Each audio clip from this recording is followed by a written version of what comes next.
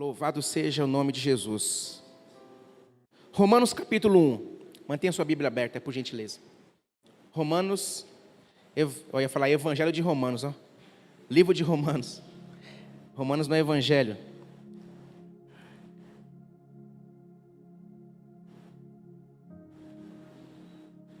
Daqui a pouco vamos tomar nossa ceia. Se você talvez não preparou em casa a sua ceia, você pode, após o culto, preparar o pão e o cálice e novamente participar com a gente da ceia, assistir o culto depois que fica disponível no nosso canal e participar da ceia com a gente. Romanos capítulo 1, versículo 16. O apóstolo Paulo dizendo a Roma, dizendo o seguinte: não me envergonho do evangelho, porque é o poder de Deus para a salvação de todo aquele que crê, primeiro do judeu. Primeiro de quem? Depois do grego, porque no evangelho é revelada a justiça de Deus, uma justiça que do princípio ao fim é pela fé. E como está escrito, o justo viverá pelo quê? Pela fé. Pode manter sua Bíblia aberta, eu quero orar com você. Pai, nós oramos nesta manhã e nós desejamos que o Senhor comunique ao nosso coração as verdades contidas nesse texto, há tanta clareza que nós precisamos extrair para nós neste dia. Nós oramos em nome de Jesus. Amém. Queridos, ontem nós comemoramos, na nossa igreja Comunidade da Graça, nós comemoramos dia 31 de outubro, o dia do pastor. Até os irmãos ontem no encontro de casais, oraram por nós, abençoaram a gente. Mas tem um porquê que dia 31 de outubro ele é comemorado o dia do pastor. Algumas outras denominações comemoram, acho que é 14 de junho, mas nós, comunidade, comemoramos nesse dia porque é também o dia da reforma protestante, ou da revolução protestante, que aconteceu no dia 31 de outubro de 1517. Então nós fizemos ontem 503 anos dessa reforma, chamada Reforma Protestante. Talvez alguns não tenham tanto conhecimento, mas a reforma tem um peso muito grande em tudo aquilo que nós vivemos hoje. Talvez eu não vou conseguir explanar aqui todo o contexto do que foi, e é até importante que você estude depois um pouco sobre quem foi Lutero, quem foi Wycliffe, quem foi Calvino, quem foi John Hus. São personagens, quem foi Jerônimo Savonarola, quem foi Caterina Van Bora. São pessoas que foram personagens desta revolução que fez com que chegasse até nossas mãos a Bíblia Sagrada. E interessante que eu quero só ler algumas coisas para vocês, para fundamentar aquilo que nós queremos falar. No final da Idade Média, havia uma convulsão política, social e religiosa. Revoltas dos camponeses, guerras, epidemias e o declínio do feudalismo, e da liderança dos papas e da igreja. A população se ressentia dos abusos da igreja, da sua falta de propósito e da corrupção. Aqui existia, naquele primeiro período, na igreja de Roma, a igreja apostólica romana, ela tinha um domínio a nível mundial daquilo que eles tinham como toda detenção bíblica. Aquilo que a igreja falava, a igreja romana falava, deveria ser levado a totalmente o pé da letra. Então havia ao invés de um respeito pelo aquele modelo clerical, havia mais um medo que, se caso não obedecesse, o Papa ele mandava matar. Se a gente for estudar a história da igreja, nós vamos perceber que alguns homens foram sendo levantados para combater este tipo de movimento que havia na Idade Média. Com a quebra do feudalismo, algumas coisas foram se transformando e foram ganhando mais espaço. Houve um desejo por nacionalismo. Eles começaram a amar as suas próprias nações. E eles começaram a rejeitar aquilo que vinha de Roma. E aí, interessante que entre os séculos 14 e 15, no mundo ocidental, experimentou um sentimento de nacionalismo. Os povos não queriam se sujeitar mais ao modelo de igreja de Roma, na Itália. Eles aspiravam ver surgir uma igreja que seria uma igreja mais local, regionalizada. Assim, alguns movimentos esporádicos de protesto surgiram contra os ensinos e práticas da igreja medieval. E aí o que Deus permitiu? Começou a levantar alguns homens dentro da própria igreja romana, combatendo as heresias que haviam na época. E um deles é um homem chamado John Wycliffe, que ele viveu entre 1325 a 1384. Isso há muito tempo atrás. E ele começou a se levantar porque ele começou a confrontar aquilo que ele via e falou, alguma coisa está de errado aqui. E ele marcou uma época, John Wycliffe. Aí, posterior a isso, levantou um homem chamado John Hus, de 1372 até 1415. Esse homem chamado John Hus, é importante que vocês estudem sobre esse homem, porque ele tem um papel fundamental na reforma da igreja. Ele é um dos precursores da reforma da igreja protestante. E ele começa também a protestar, porque ele via algumas coisas erradas a respeito das indulgências, do pagamento de pecado a respeito de dinheiro, de venda de terreno no céu. Havia algumas coisas que estavam em desacordo com aquilo que ele lia. E a ponto de que este homem, ao contestar, o que acontece? O Papa, se não me engano, é o Papa Leão VI, se não me engano, ele manda queimar John Hus vivo em praça pública. Porque ele é um homem que confrontava. Só que quando ele está sendo levado para ser morto, ele diz o seguinte, vocês estão me matando hoje, mas daqui a 100 anos, essa é a frase que John Hus disse, daqui a 100 anos Deus vai levantar alguém que vai mudar a história. E praticamente, irmãos, 100 anos após a fala de John Hus, levanta-se Martinho Lutero. E este homem se levanta para ser o grande reformador da igreja. É um homem que tem uma postura que nós precisamos hoje aprender. Tem alguma coisa tocando aqui em cima, irmão. Deve ser o Lutero ligando. Deve ser Lutero ligando, remexendo no caixão. E aí, nós estamos falando dele hoje, está feliz. E aí esse homem se levanta. Eu quero aqui pensar com vocês um pouquinho sobre a reforma que esse homem chamado Lutero faz. Após John Hus ser queimado, levanta-se um homem chamado Gerolano Savonarola, de 1452 até 1498, que é enforcado vivo, também porque contesta. E eles começam a estimular a respeito da vida de Lutero. Lutero, lendo e vendo a vida desses homens, ele começa a entender sobre uma postura que ele precisaria ter a respeito daquilo que estava sendo praticado. Isso na Alemanha. 1517, Lutero escreve 95 teses.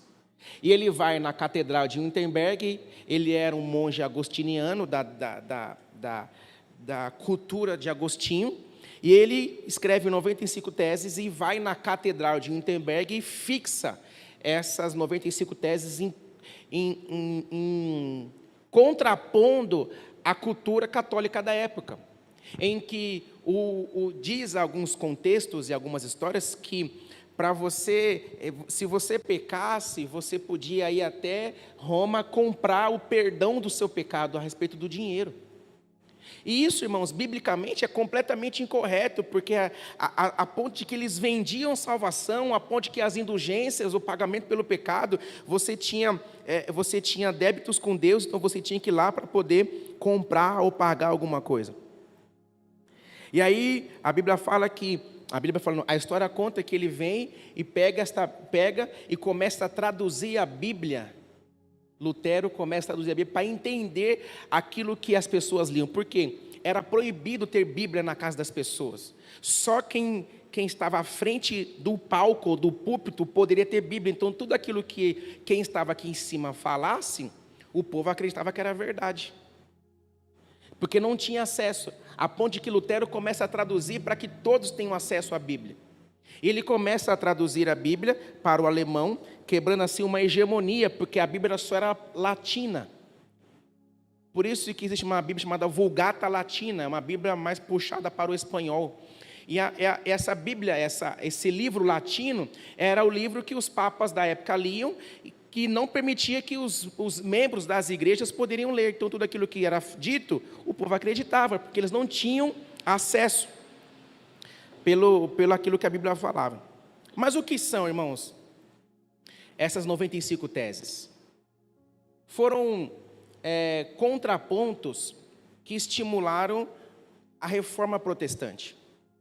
Lutero também foi questionado porque ele era um monge, mas posterior a isso ele se envolve com uma mulher, ele casa-se com Caterina van Bora, era uma mulher que também era uma mulher envolvida na Igreja Católica da época, e monge não poderia se envolver, mas ele, ao ler a Bíblia, percebe que homem poderia se envolver sim com mulher. Aí ele cria mais um problema, mais uma cisão entre ele e a Igreja Católica, a ponto de haver essa separação entre eles. E aí nós hoje temos a Bíblia protestante, que é esta Bíblia no qual nós se achegou às nossas mãos. Esse livro que está nas nossas mãos ou no seu aplicativo de celular. Não dá para contar toda a história, porque nós ficaremos aqui em bom tempo contando todos os passo a passos do que foi a reforma. Por isso que é importante que você depois leia. Mas dessas 95 teses, elas foram resumidas e criaram as chamadas 5 solas. Quem já ouviu falar das 5 solas?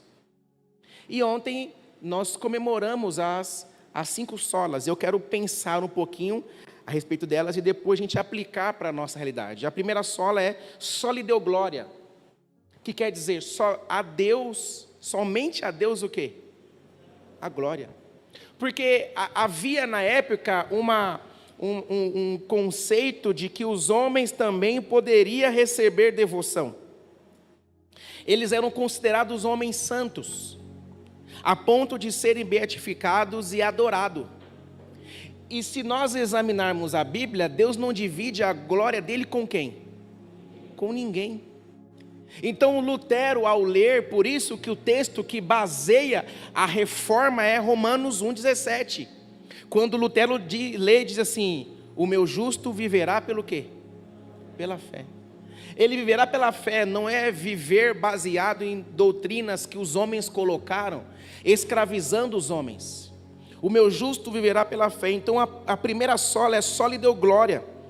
A igreja romana ensinava e exigia uma devoção ao clero e aos homens considerados santos, que poderiam interferir diante de Deus para perdão dos pecados e obtenção de bênçãos para os homens.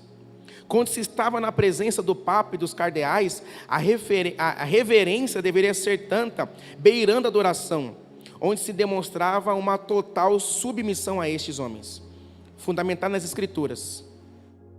E aí os reformadores, o que eles fazem? Eles entendem que somente a Deus deve ser dada a glória. E se nós fôssemos traduzir para a realidade hoje, irmãos, nós temos que entender que hoje, século 21, anos depois, continua sendo somente a Deus a glória. Irmãos, Deus não divide, Deus não compartilha, Deus derrama da sua glória sobre nós para que nós possamos desfrutar dela, mas não ser adorado por ela.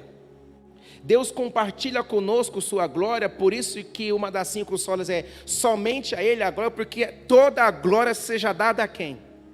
A Deus. Então Lutero começa a questionar porque os povos adoravam os homens. Eles viam aqueles papas, os cardeais, e falavam: uau, eu queria ser como esse cara. Irmãos, não há problema da gente modelar alguém e falar: meu, que pessoa legal, eu queria ter essa fé, eu queria ter essa voz, eu queria tocar dessa maneira. Isso não é nenhum problema. A questão é quando a gente adora aquilo. É quando nós adoramos a criatura muito mais do que o Criador. Porque somente a Deus a glória, irmãos. Segundo ponto é sola fide, ou somente a fé. Porque eles entendiam que a salvação era comprada, pago por indulgências.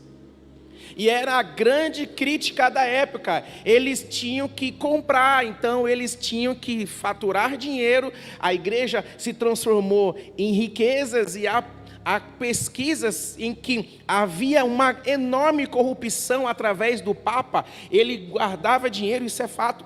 E os historiadores dizem que havia uma enorme corrupção naquilo que era levado até a igreja.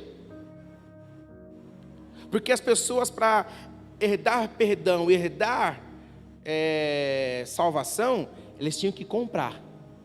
Só que quando Lutero traduz a Bíblia, ele chega no texto de Romanos capítulo 1, versículo 17, dizendo que o justo vive por quê? Pela fé. Ele lê o texto de Efésios capítulo 2, versículo 8, diz que a salvação é pela fé, não vem de vós, é dom de quem? Dom de Deus. Não vem por obras para que ninguém se glorie. Então, quando Lutero ele percebe que a salvação é pela fé, não é por penitências, não é por sacrifício, não é por compra de indulgências. Irmão, deixa eu dizer uma coisa para vocês. Nós hoje não precisamos mais fazer nenhum tipo de sacrifício para obter salvação. O sacrifício já foi feito pelo doador da salvação. Então, nós não precisamos mais ficar nos sacrificando para obter aquilo que Ele já nos deu. A Bíblia diz que Ele já nos deu gratuitamente no amado. Então nós não temos mais que ficar pagando penitência, pagando algum tipo de sacrifício humano, porque, irmão, Jesus já é o sacrifício vivo que habita entre nós. A Bíblia diz em Isaías que o pecado que estava em nós estava sobre Ele, e por suas pisaduras nós somos sarados. Homem de dores, sabe o que é padecer? Isaías capítulo 53. Então não há nada que eu e você possamos fazer hoje que possa pagar a salvação. A salvação já foi comprada até o telestai, está consumado. Jesus já pagou todo o preço para que eu e você tivéssemos vida. Amém, irmãos? Então sola fide, somente a fé. A salvação é pela fé. A salvação não é por obras. Eu falei sobre isso alguns domingos atrás aqui. Não é por obras para que ninguém se glorie. Então nós não fazemos para ser salvo. Nós fazemos porque já somos salvos. Entendeu, queridos? Então o fato de a gente entender que a salvação é pela fé, nós vamos compreender que nada que façamos, nada pode comprar aquilo que Ele já deu para a gente. A terceira sola é sola gratia, que quer dizer somente a graça. Somente a graça. A única causa eficiente da salvação é a graça de Deus. Ninguém pode ser salvo por mérito. Porque tem dia que a gente se acha tão bom, não se acha tão bom? Quem já achou? Falou, meu, eu sou da hora. Alguém já teve essa percepção? Vamos lá, gente. Vocês estão aqui? Tem dia que você se olha e fala assim, cara, eu acho que Deus deu um pouco mais para mim. Não dá uma soberba gospel assim? Você se olha e fala assim, cara, eu sou... É o texto de Lucas capítulo 22, se não me engano, 18, capítulo 18, versículo 22, quando está o fariseu e o publicano orando na sinagoga, e o fariseu, ele diz assim, eu sou da hora, eu sou top. Eu oro tantas vezes por semana, eu jejuo tantas vezes por semana. Eu não sou como esse publicano que bate no peito. E o publicano batendo no peito, dizendo toda vez, eu tenho misericórdia de mim, pecador. Porque essa expressão para um judeu, se você vê qualquer vídeo de um judeu diante do Muro das Lamentações, você vai perceber que ele fica fazendo isso. Esse bater no peito e essa gesticulação com o corpo é uma expressão de arrependimento para o judeu. Então o publicano batia no peito e dizia, tem misericórdia de mim, pecador. E a gente acha que salvação é por mérito, então nós fazemos para ser salvo. Irmãos, não há nada que eu e você façamos para ser mais amado ou menos amado. Deus nos amou e ponto. E é só a gratia, é só a graça de Deus que se manifestou em Jesus Cristo, irmãos. A graça de Deus se há manifestado, Tito 2,11, trazendo salvação a todos os homens. Sola gratia, ela é suficiente para salvar eu e você. Sabe, Everton? Suficiente, querido. Outro ponto é sola Christus, somente Cristo. Exclusividade de Jesus, irmãos. Por isso que eu amo o texto quando Jesus diz assim: só há um mediador entre Deus e os homens, eu, Cristo. Irmãos, nós não precisamos mais de que alguém leve as nossas orações até Deus. Você tem livre acesso, porque o véu do templo se rasgou de cima a baixo e nós podemos entrar diante dele. Irmãos, se todo crente, todo cristão soubesse que nós temos acesso, irmãos, nós temos a chave para abrir a porta e falar assim: ei, Jesus, estou aqui. Acabou. Porque anteriormente, Antigo Testamento, havia a cultura do sumo sacerdote, no qual ele era representante do povo, ele era o mediador, a ponto de que uma vez ao ano ele tinha que entrar diante do tabernáculo, santificava-se para entrar diante de Deus, no átrio, no lugar santo e no santo dos santos. Estudem Êxodo para entender mais sobre isso. O tabernáculo, Deus tabernaculou, Deus constrói um lugar através de Moisés, dá toda a dica para ele, a respeito da tenda, das madeiras de acácia, das cores, da púrpura, de tudo que deveria existir lá dentro. E anteriormente eu precisava de um representante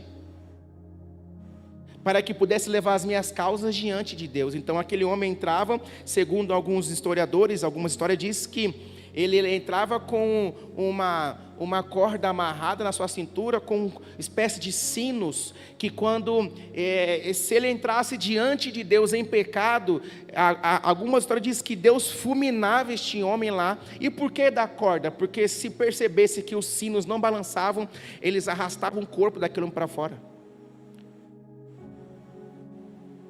Só que aí Jesus, como o grande sumo sacerdote, segundo Hebreus, e o único desde a ordem de Melquisedeque, ele vem e uma vez por todas entra diante de Deus, sacrifica-se a si mesmo e paga todo o preço, o véu do templo se rasga. E hoje o que acontece, irmãos? Apocalipse diz através de João que Deus nos fez reino e sacerdotes, então todos nós podemos ir diante dele. Uau! Isso tem que alegrar eu e você. Nós não precisamos mais levar nossa causa até um sumo sacerdote. Aliás, ele já é o sumo sacerdote e me fez sacerdote e rei no Apocalipse 1:4. E nós podemos ir diante dele hoje, irmãos. Você pode ir diante de Deus essa manhã e chegar diante dele. E eu amo o texto de Tiago 4:8, diz assim: achegai-vos a quem? Eu já fiz várias, vocês não cansam de ver minha história, mas eu vou contar essa história de novo. Diz assim Jesus: achegai-vos, achegai-vos, e eu vos achegarei. Cara, já viu o exemplo de escola, briga? Quando alguém falava assim: vem para cima, não é a mesma? Lembra da mesma distância? Lembra do orra cospe aqui? Lembra orra xingou sua mãe? Lembram? Jesus está aqui, irmãos. Nós estamos ali no tripé do microfone.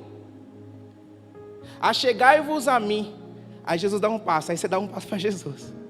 E olha a resposta de Jesus: e eu vos. Por que Jesus se achegará a vós? Porque o fato de eu cumprir princípios de ir até Ele, Ele vem até mim. Por que tem gente que não experimenta Deus vir até você? Porque nem você quer ir até Ele. Porque o evangelho para você é tão raso, a ponto de que se esforçar para ir até Ele, é o que eu preguei domingo passado, aquela mulher do texto de Lucas capítulo 15, quando ela se esforça diligentemente para achar a dracma. Diligência é dedicação, é esforço. Por que vivemos ainda, na nossa maioria de cristãos do planeta, na forma mediana de viver cristianismo? Porque nós não queremos chegar até Ele. Irmão, a gente bebe um pouquinho de água e já se sente satisfazido. Essa frase, quem é do meu GC na minha casa vai lembrar disso. Alguém lembrou da minha casa aqui? GC que tinha na minha casa, um índio, um amigo nosso, ele falava assim... A minha avó falava assim: eu filho, não vou comer não que já estou satisfazido. É satisfeito, tá, irmão? Antes que alguém me corrige no final do culto. E aí, queridos, o Espírito Santo está entre nós e nós podemos ter acesso à presença dEle. E sabe qual é o problema? Que nós cantamos, minha amiga Beatriz Fernandes, músicas erradas. Quando eu entro em tua presença. Ei, você estava onde antes? Não entendi. Então eu entro na presença e saio da presença. Agora não, estou fora da presença. Não, irmãos, vamos para a Bíblia. Não sabeis vós que sois casa de Deus e que o meu Espírito habita em? Então, como que alguém pode entrar na presença e sair da presença todo dia? Meio-dia, hora da oração, vou entrar na presença. Orei 5, agora eu vou sair da presença. Irmão, Jesus não é um advogado, não é um juiz, que eu vou e volto. Não, Jesus é o meu Deus, onde eu estou com Ele. Aquele que habita na sombra do Onipotente vai fazer o quê? Vai descansar. Então é só lá Cristo. Cristo é suficiente. Nós, e aqui com todo respeito, irmãos, por gentileza, não me interpretem mal, nós não precisamos de que alguém, uma imagem, seja mediador entre nós e Jesus Cristo. Jesus é suficiente. Ele basta. Porque o que a Bíblia diz, só há um mediador entre Deus e os homens, Jesus Cristo, o Senhor. E nós não podemos negociar isso. Inclusive colocando pastores, músicos, homens no lugar. Porque a gente acha que se o pastorzão orar, Deus vai fazer. Ei, você tem acesso ao papai. Aí eu vou atravessar o mundo, porque lá na igreja X tem um ungidão. Ei, o ungidão mora em você. Se você soubesse que um ungidão mora dentro de você, a gente não ficaria correndo atrás de pastor. É porque se ele pôr a mão na minha cabeça, eu creio em autoridade, irmãos. Eu creio em autoridade espiritual. Eu creio porque eu já vivi isso e vivo isso. Mas não é isso. É eu ir diante dele e falar: Pai, estou quebrado, mas a tua palavra diz que as suas misericórdias se renovam todas as manhãs. Vem aqui, vamos conversar. Pai, olha meu casamento. Pai, olha os meus filhos. Pai, olha as minhas finanças. Pai, olha o meu emprego. Pai, olha a minha casa. Pai, olha para mim.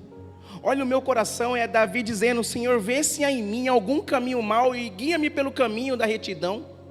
É nós termos disponibilidade de ir até Ele, irmãos, porque Ele está disponível para vir até nós.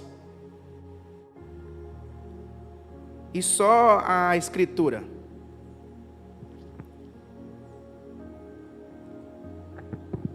Isso aqui é suficiente. Irmãos, eu creio até na capa. Eu creio até nessa cordinha que está aqui. E ela não precisa ser atualizada. Ela precisa ser vivida.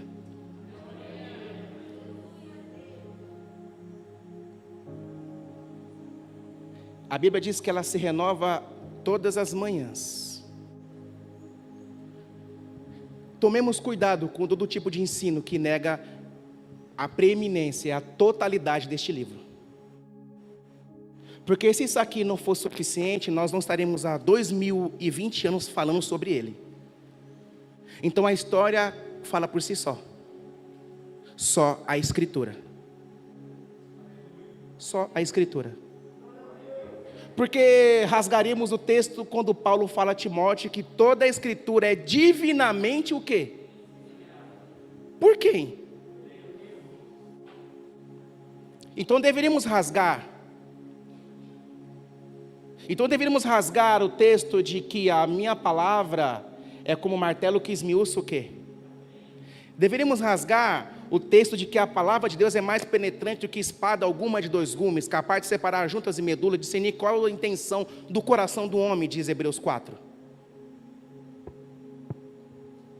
Então isso aqui, irmãos, este livro, seja na versão que for, NVI, NTLH, revista corrigida, na Bíblia do bebê, da criança, do idoso, Bíblia do que for, é Bíblia. É sagrada? É Gênesis, Apocalipse? Então ela é suficiente para nós, porque só a Escritura é suficiente.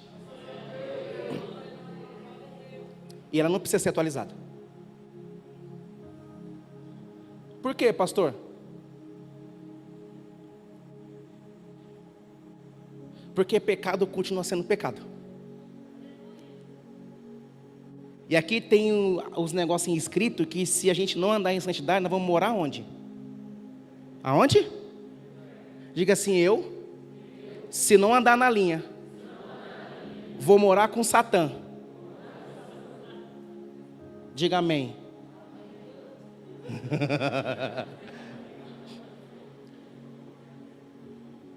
Só a Escritura, irmãos.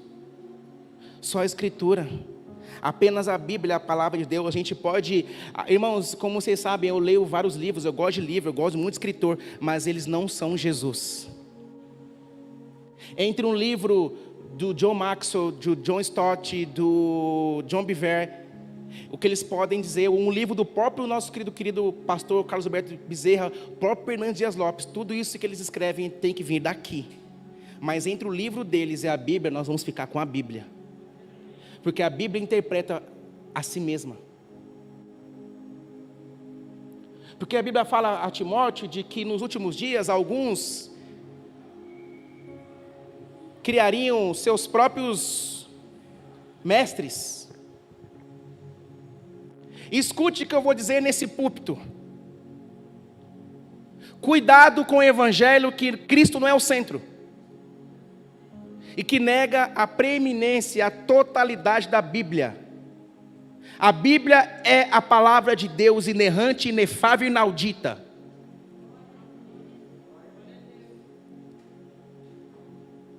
Porque senão Jesus diria o seguinte, não diria: céus e terra passarão, mas a minha palavra não há de passar.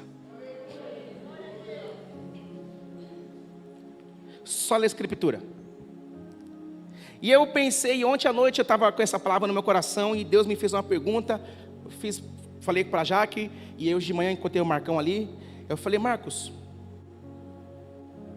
e se a reforma fosse hoje, aonde que Lutero ia?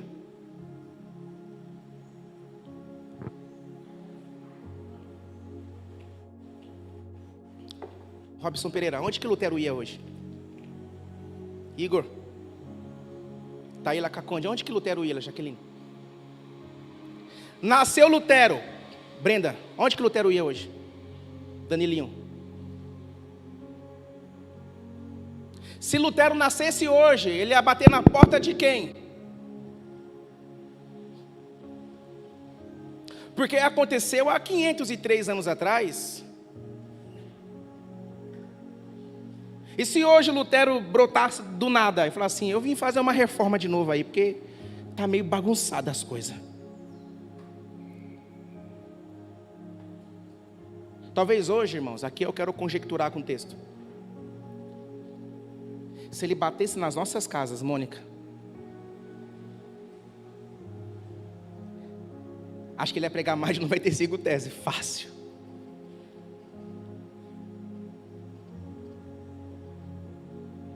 Porque eu acredito que de lá para cá, nós alteramos muitas coisas para se encaixar no nosso modus operandi de vida. Nós relativizamos o pecado, como se Deus, Andréas, aceitasse tudo. E nesta manhã, queridos, nós estamos diante da ceia do Senhor. E o sacrifício de Jesus na cruz por nós foi nos dado para nos fazer santos. E a manifestação da morte de Jesus numa cruz, Ramon, é para nos manter vivos. Então, se Lutero nascesse hoje e desenvolvesse talvez teses Talvez uma das teses seria: por que a igreja é tão desunida? Irmãos, trazer o mundo para a igreja não é eu colocar luzes de LED.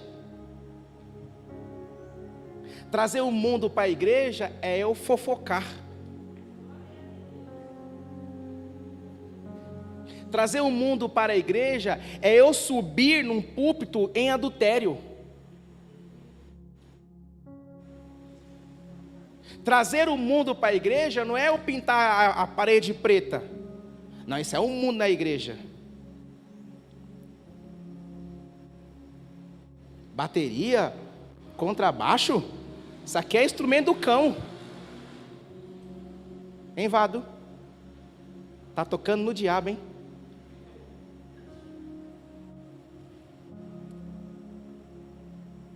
Trazer o mundo para a igreja é quando você vem para um culto e tudo que se fala aqui não alcança seu coração, porque você já está blindado.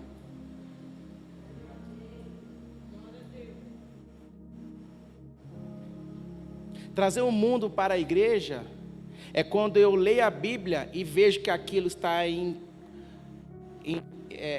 diferente daquilo que eu estou vivendo e não procuro viver.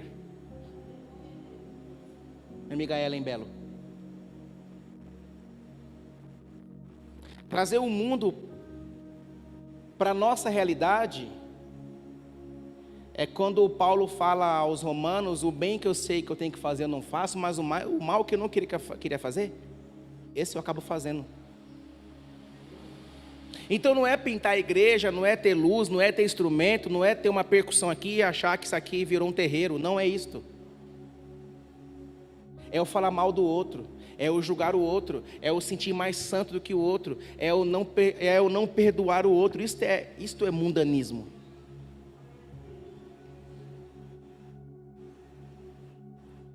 E se a reforma fosse hoje, aonde que Lutero iria pregar suas teses? Elizabeth Noronha. Aonde que ele iria, Marcelo?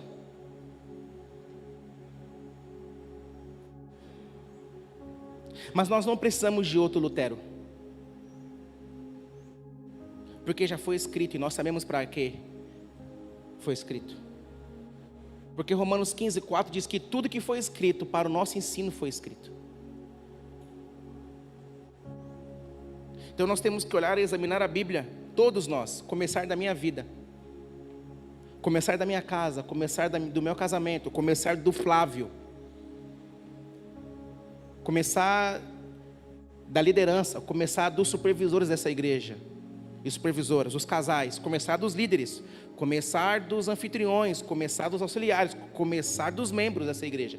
Nós precisamos de uma reforma.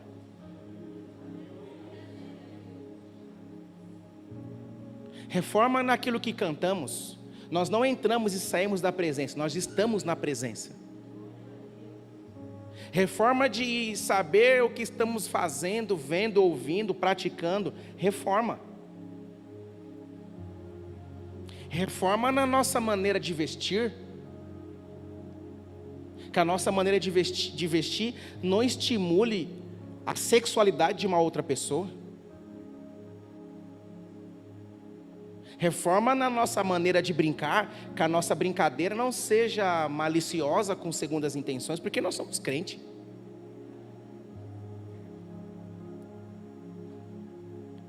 Reforma no ambiente que vivemos. Reforma a respeito do nosso casamento. Tem que haver respeito dentro da nossa casa.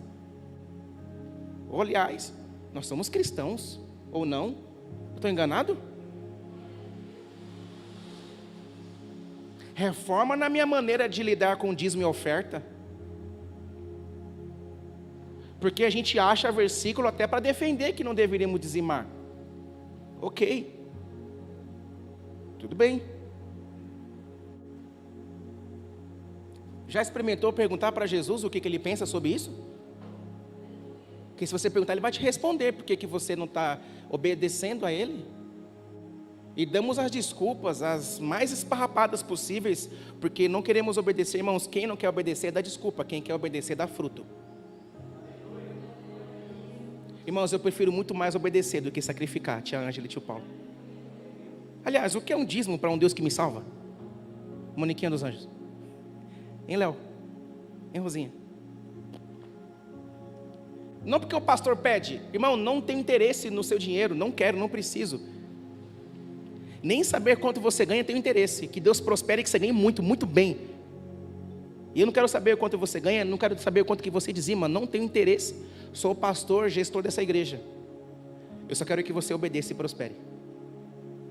É só o que eu quero. A minha oração é para que a prosperidade alcance vocês. E que vocês desfrutem daquilo que eu prego todo domingo nesse púlpito aqui, Aline. É isso que eu quero que vocês vivam. Eu não quero arrancar o pelo de ovelha. Eu não quero olhar para a igreja e ver o que eu consigo extrair de vocês. Não. Eu quero olhar para vocês e o que eu posso servir melhor vocês. Porque é isso que nutre ao longo de 11 anos neste púlpito pregando para vocês. Porque posso não ser o melhor palestrante de púlpito do Brasil, nem quero ser, tem uns caras muito melhor do que eu e top, mas irmãos, eu quero ser aquele que cuida.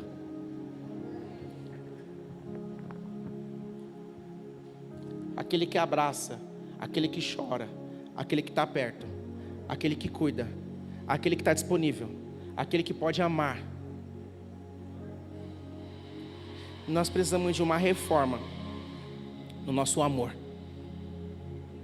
Amor por Jesus, irmãos. Que o nosso coração volte a arder. Os músicos podem subir, por favor. Que o nosso coração volte a arder por Jesus, irmãos. Irmãos, eu não sei você, mas eu preciso de uma paixão nova por Jesus hoje. Eu preciso de uma paixão nova. Eu preciso voltar a queimar e arder de paixão por Jesus. Vocês também estão passando por isso? Vocês também precisam disso, irmão? Não, só eu que estou com essa necessidade. Irmãos, eu preciso voltar, Lincoln, Nádia, eu preciso voltar a queimar de paixão por Jesus.